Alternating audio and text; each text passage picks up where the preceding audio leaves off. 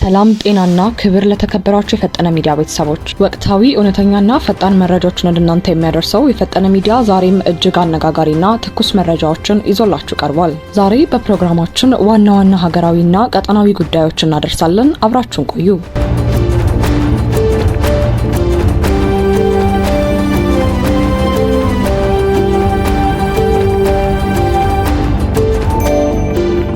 ሀያሉ አሜሪካ በሰሜን ኢትዮጵያ ሰላምን በማደፍረስ ተግባር ላይ ተሳትፈዋል ባለቻቸው የህወሓት አክራሪ አመራሮችና ቤተሰቦቻቸው ላይ ድንገተኛ የቪዛ እገዳ ጥላለች። በአዲስ አበባው የምርጫ ክልል ደግሞ 11 ገዢው ፓርቲ ብልጽግና ባልነበረበት ፉክክር ነባሩ የፓርላማ አባልና የተቃዋሚው ፓርቲ እጩ የነበሩት ዶክተር አበባው ደሳለው ባልተጠበቀ ሁኔታ ተሸንፈዋል። ዝርዝሩን እንደሚከተለው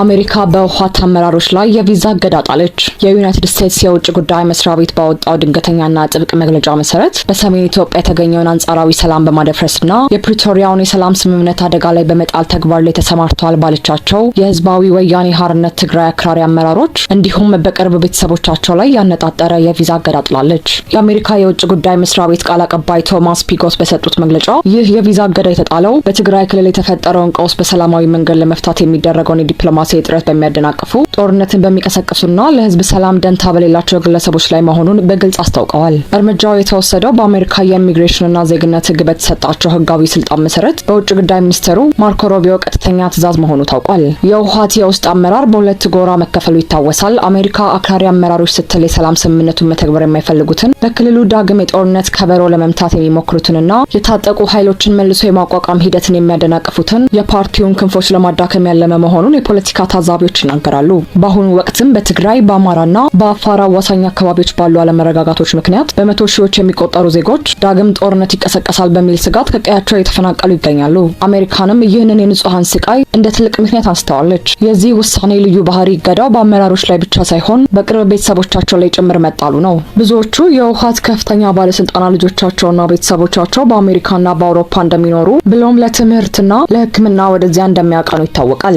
ይህ እርምጃ በአመራሮች ላይ ቀጥተኛና ከባድ የውስጥ ስነልቦናዊና ፋይናንሻል ጫና ለመፍጠር የታለመ ስትራቴጂ ነው። የአሜሪካ የውጭ ጉዳይ መስሪያ ቤት መግለጫውን የደመደመው ጠንከር ባለ ማስጠንቀቂያ ነው። ዩናይትድ ስቴትስ ዘላቂ ሰላምን ከሚሻው ከኢትዮጵያና ከትግራይ ህዝብ ጎን መቆሟን እንደምትቀጥል አረጋግጣለች። ሆኖም ግን በቀጠናው ሰላም ላይ አደጋ በሚጥሉ የሰላም ሂደቱን ወደ ኋላ በሚመልሱ ማናቸውም የህወሓት ባለስልጣናት ላይ ተጠያቂነትን ለማስፈን ዋሽንግተን ሁሉንም አይነት አማራጮች ለመጠቀም ወደ ኋላ አትልም ስትል አስገንዝባለች። ዲፕሎማሲያዊውን ውጥረት ወደ ጎን እንበለውና አሁን ደግሞ በቀጥታ ወደ ዋናው የሀገር ውስጥ የፖለቲካ መድረክ እናመራለን። በአዲስ አበባ ከተማ በተደረገው ምርጫ ፍጹም ያልተጠበቀና መላውን ህዝብ ያስደመመ ውጤት ተመዝግቧል። በአዲስ አበባው የምርጫ ክልል 11 የተመዘገበው ያልተጠበቀ ውጤት ብልጽግና ባልነበረበት ፉክክር ማሸነፍ ያልቻሉት ዶክተር አበባውና የዶክተር አበበ ድል። በአዲስ አበባ ከተማ አስተዳደር ስር በሚገኘው የምርጫ ክልል 11 ለህዝብ ተወካዮች ምክር ቤት ከተደረገው እጅግ ተጠባባቂ ምርጫ የድምጽ ቆጠራ ውጤት ታውቋል። በዚህ የምርጫ ክልል ላይ ገዢው የብልጽግና ፓርቲ ምንም አይነት እጩ ያላቀረበ ሲሆን ይህንን ተከትሎ የትብብር ለኢትዮጵያ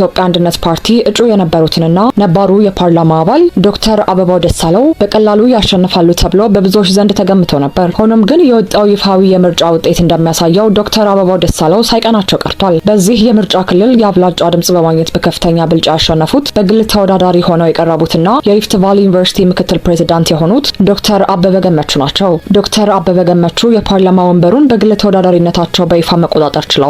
ገዢው ፓርቲ ብልጽግና በዚህ የምርጫ ክልል እጩ ለማቅረቡ የፖለቲካ ተንታኞች ዘንድ መነጋገሪያ ነበር። በአንዳንድ አካባቢዎች ገዢው ፓርቲ ለተቃዋሚ ድርጅቶች ሆን ብሎ ሜዳውን ክፍት የማድረግ ስትራቴጂ እንደሚከተል ይታወቃል። ብልጽግና ሜዳውን ክፍት ያደረገው የትብብር ፓርቲ አመራር ለሆኑት ለዶክተር አበባው ታስቦ ሊሆን እንደሚችል ቢገመትም የህዝቡ ምርጫ ግን ፍጹም የተለየ ሆኗል። የዶክተር አበበ ገመቹ ማሸነፍ የሚያሳየው የመራጩ ህዝብ ንቃተ ህሊና ከፓርቲ ስም ባለፈ ወደ ግለሰቦች ማንነት፣ የትምህርት ደረጃና ማህበራዊ ተጽዕኖ ማዘንበሉን ነው። ዶክተር አበበ በሪፍት ቫሊ ዩኒቨርሲቲ ያላቸው ከፍተኛ የአመራር ሚናና በአካባቢው ማህበረሰብ ዘንድ ያላቸው ተደራሽነት ያለምንም የፖለቲካ መዋቅርና ድጋፍ በግላቸው ተወዳድረው ታላቅ የፓርላማ ወንበር እንዲያሸንፉ አስችሏቸዋል። ዶክተር አበባው ደሳለው ከዚህ ቀደም በፓርላማ ውስጥ የነበሩና ስማቸው የሚታወቅ የፖለቲካ ሰው ቢሆኑም በድጋሚ ያለመመረጣቸው የመራጩ ህዝብ በነባር ፖለቲከኞች ላይ ያለውን የለውጥ ፍላጎት ያሳያል። ህዝቡ አዳዲስ ፊቶችን በተለይም ጠንካራ የአካዳሚክና የማህበረሰብ አንቀሳቃሽ የሆኑ ሰዎችን ወደ ህግ አውጪው አካል መላክ እንደሚፈልግ በተግባር አሳይቷል። የአዲስ አበባ መራጭ ህዝብ ሁልጊዜም ያልተጠበቁና ገለልተኛ ውሳኔዎችን በማሳለፍ ይታወቃል። የብልጽግና ፓርቲ ያለመወዳደር አስተዳደርም ተፎካካሪ ፓርቲዎች በቀላሉ ያሸንፋሉ የሚለውን ስሌት ያፈረሰ ሲሆን በግል ለሚነሱም ጠንካራ ምሁራን ሰፊ የፖለቲካ በር መክፈቱን ማረጋገጫ ሆኗል።